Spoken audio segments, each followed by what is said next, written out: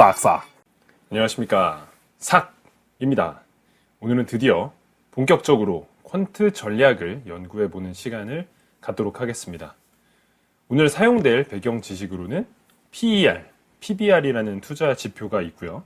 지난 챕터 7 영상에서 설명드린 바 있으니 참고하시고요. 위에 링크 띄워놓을게요. 이번 시간에는 백테스트라는 기법을 통해 멋진 전략을 만들어보는 시간을 가질 건데요. 백테스트에 대해서 먼저 설명드릴게요. 이 백테스트라는 것은 이 과거의 데이터를 활용해서 특정 전략을 검증하는 기법인데요. 다시 말해 어떤 전략이 과거 역사 속에서 통했는지 수치적으로 돌아보는 것입니다. 즉, 단지 가치 투자는 옳다, 성장주 투자는 옳다, 이런 수준의 가정에 그치는 것이 아니라 실제 데이터를 통해 해당 전략이 숫자로 검증될 수 있는지 보는 것입니다. 핵심은 백테스트를 통해 내가 믿고 있던 것이 실제로 맞는지 반드시 돌아봐야 한다는 것입니다. 지난 챕터 7에서는 PER과 PBR이 낮은 주식이 저평가될 가능성이 높다고 했는데요. 오늘은 앞서 배운 PER과 PBR이란 지표를 가지고 소위 저평가된 주식을 사면 좋은 수익률을 올릴 수 있는지를 알아보겠습니다. 간단하게 복습 차원에서 설명드리면 이 PER은 이익 대비 주가가 어느 수준인지를 나타내는 지표고요. PBR은 순자산에 대비해서 주가가 어느 수준인지를 나타내는 지표입니다. 그래서 PER이 낮을수록 이익에 비해서 주가가 낮다는 뜻이 되고요. 또 PBR도 낮을수록 순자산에 비해 주가가 낮다는 뜻이 됩니다. 즉 PER, PBR이 낮을수록 주식이 저평가일 확률이 높은 거죠. 오늘은 백테스트 도구로 퀀트킹이라는 도구를 사용할 건데요. 제가 퀀트 투자를 하는데 주로 사용하는 프로그램입니다. 과거에는 퀀트킹에서 무료로 제공하는 엑셀을 주로 사용했는데 요새는 자동 매매까지 지원하고 있어서 더욱 편리해진 프로그램입니다. 아쉽게도 우선은 퀀트킹은 유료 툴이라는 말씀 먼저 드리고 다음 기회에는 무료 도구도 소개해드리는 시간을 갖도록 하겠습니다. 참고로 퀀트킹 대표님께서 제가 퀀트킹으로 강의를 찍어도 되겠냐고 문의를 드리자 라이선스까지 넣어주셨는데요. 정말 감사드립니다. 이 영상은 광고 영상은 절대 아니고요. 원래 제가 퀀트 투자를 할 때 사용하던 프로그램이자 현재도 사용하고 있는 프로그램입니다. 퀀트킹에 대한 정보를 얻으시고 싶다면 지금 화면에 보이는 이 웹사이트 주소로 들어가셔서 퀀트킹 카페에서 참고하시면 되겠고요.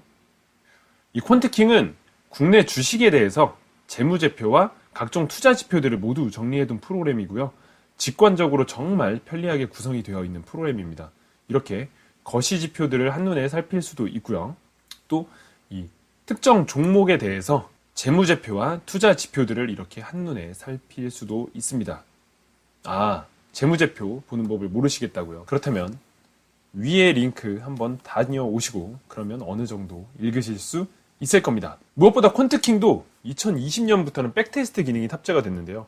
제가 아는 프로그램 중에서 테스트할 수 있는 지표들이 가장 많고 또 상당히 빠른 속도로 백테스트가 되기 때문에 아주 좋습니다.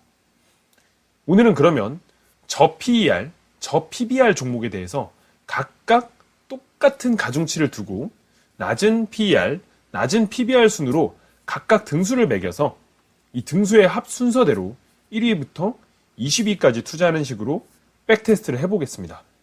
왜 20개냐고요? 지난 해지 영상에서 포트폴리오를 꾸릴 때 개별 종목의 리스크를 없애기 위해서는 20개에서 30개 종목 정도로 투자하자고 했기 때문이죠. 자, 그럼 이 퀀트킹의 백테스트 메뉴에서 빨간색으로 표시한 부분을 보시죠. 매매 방식은 1년마다 리밸런싱과 포트폴리오 교체를 함께 하는 시기고요. 최대 기간인 14년치 데이터로 백테스트를 수행하겠습니다. 종목 편입 개수는 20개로 두었습니다. 그리고 종목은 모든 종목 대상으로 하였고요. 지표는 밸류 지표에서 PBR과 분기 PER을 선택하였습니다. 이 분기 PER로 선택한 이유는 연간 보고서의 연간 PER보다 직전에 발표된 분기 PER을 선택하는 편이 일반적으로 더 높은 수익률을 낼 수 있기 때문입니다. 재무제표에서는 최신성을 반영하는 것이 나쁘지 않다는 거죠. 그리고 두 지표에 대해서 비중을 각각 50씩 총 100을 맞춰줬고요. 참고로 사실 100을 맞출 필요가 없긴 합니다. 알아서 맞춰주거든요. 그리고 낮은 순서대로 높은 순위가 나오도록 설정을 했습니다. 이렇게 매년 PER과 PBR이 낮은 종목만 골라서 투자를 하고 1년마다 포트폴리오를 조정해주기만 한다면 어느 정도의 성적이 나올까요? 짜잔! 이런 그래프가 나왔는데요. 이 성적표를 읽기 전에 배경 지식으로 설명드릴 것이 있습니다. 바로 CAGR과 MDD라는 것입니다. CAGR은 Compound Annual Growth Rate로 연 복리 수익률을 말하고요. 흔히 연평균 성장률로 번역됩니다. MDD는 Maximum Drawdown으로 최대 낙폭을 말하는데요. 테스트 기간에서 고점 대비 최대 얼마만큼 떨어졌는지를 나타내는 지표입니다. 다시 원래 그림으로 돌아와서 이 연평균 수익률이죠. 이 CAGR이 21이고 MDD는 42죠. 이 MDD가 높은 것이 부담스럽긴 하지만 21%라는 연복리 수익률은 어마어마한 것입니다. 72 법칙이라고 있죠. 이 72를 CAGR로 나눠준 기간이 자산이 2배가 되는 기간인데요. 72 나누기 21은 3.43 정도 되는데 대략 3년 반마다 자산이 2배가 되는 수익률입니다. 7년 뒤에 자산이 4배가 된다면 어떻습니까? 이것도 적다고요. 참고로 이 정도 수익률이면 워런 버핏급입니다. 그저 14년간 국내 주식 대상으로 저PER, 저PBR 종목으로 백테스트를 수행해 봤더니 이 투자 지표의 힘은 엄청났죠. 코스피와 코스닥의 수익률과의 차이는 어느 순간부터 너무 벌어져서 아래에 딱 붙어있는 수준이죠. 여기서 마치기는 아쉬워서 제가 한 가지를 더 설명드리려고 합니다. 참고로 이런 저PER, 저PBR 종목을 일반적으로 가치주라고 부르는데요. 이러한 가치주는 큰 틀에서 소형주로 갈수록 수익률이 높아지는 경향을 보입니다. 이는 국내 주식뿐만 아니라 미국 주식에서도 같은 경향을 보입니다.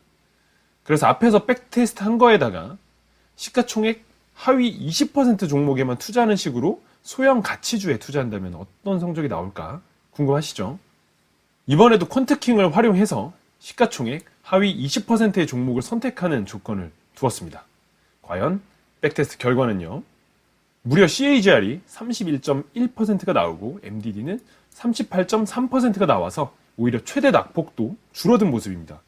CAGR이 31.1이니 72법칙에 따르면 2.3년마다 자산이 대략 2배가 됩니다. 7년 뒤에 8배가 되겠네요. 엄청나지 않습니까? 여러분이 7년 전에 1억을 투자했다면 지금 8억이 되어 있을 겁니다.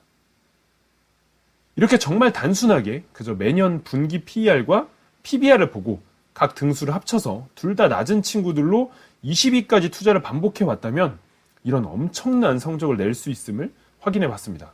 오늘 여러분은 백테스트를 저와 함께 해보셨고 또 CAGR, MDD 개념도 탑재하셨습니다. 그리고 72법칙, 72법칙도 보너스로 알게 되셨습니다. 자, 어땠나요? 오늘의 내용도 아주 유익했죠? 영상이 도움이 되셨다면 구독, 좋아요 해주시면 제게 정말 큰 힘이 됩니다. 여기까지 우리는 오늘 첫 번째 퀀트 투자 전략을 함께 살펴봤습니다. 그럼 저는 다음 영상 또 잘 준비해서 돌아오겠습니다. 감사합니다. 싹싹.